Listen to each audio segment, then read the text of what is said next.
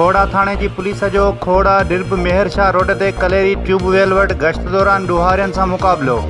खोड़ा police पारां मुक़ाबले दौरान फुर ऐं पुलिस मुक़ाबले में घुर्बल हिकु ॾोहारी ज़ाहिद कलेरी के टीटी पिस्टल समेत गिरफ़्तार करण की दावा कई है ऐं खोड़ा थाने ते ज़ाहिद कलेरी खिलाफ़ फुर हथियार रखण ऐं पुलिस मुक़ाबले जा 3 जुदा जुदा केस दाख़िल करे छॾिया आहिनि। इन सिलसिले में SHO खोड़ा रफ़ीक अहमद सुमरो राब्तो करण ते ॿुधायो त ॾोहारी ज़ाहिद कलेरी मुसाफ़िर कोच फुर करण जे केस में घुर्बल हो।